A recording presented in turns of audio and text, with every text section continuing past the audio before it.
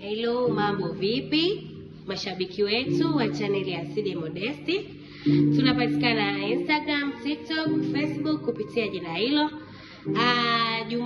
Ijumaa ya leo tuko na msanii wetu, msanii chipkezi kwa jina la November Boy.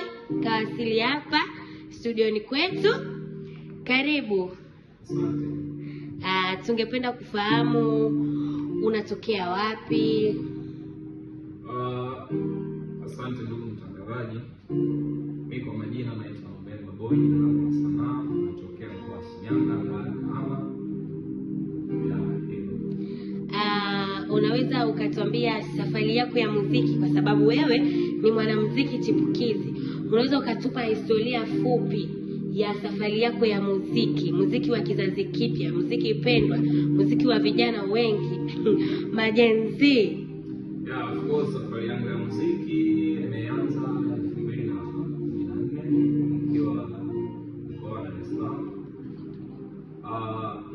Kiukweli nashukuru Mungu na fulani ama nyingine, japo nasema muziki ni safari ndefu, haifanani kama maisha, lakini nafikiri inapatana humu katika maisha. Muziki ni maisha vile vile.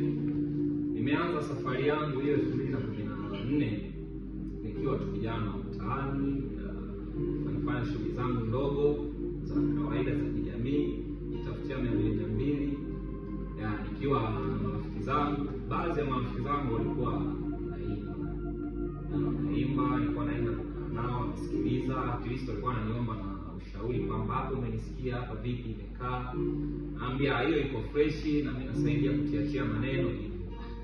Shangaa tu ghafla nilifika mwezi wa 9 2014, mwezi wa 9, na mimi nilianza kushawishika na kuimba, kwa sababu baadhi ya show za marafiki zangu naenda ile vibe inanipa hamasa ya kugundua kwa nini ni kitu.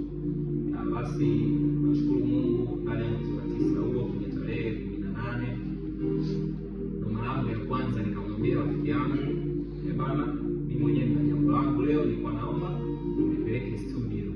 Yeye mwenyewe kwanza aliamini, akasema November, studio wewe? Akasema studio inahitaji rekodi. Na kwa kazi yangu ya kwanza ilikuwa ni hip hop, niambia inaitwa Wana. Nilipofika pale studio, kazi ambayo nilikuwa nimepanga nikarekodi haikuwa hip hop, ila producer aliponisikiliza sauti yangu ya maongezi na pia kazi yangu ambayo nilipeleka hiyo siku nikaimbe, akaona kama nina kitu tofauti na kile ambacho nilipeleka.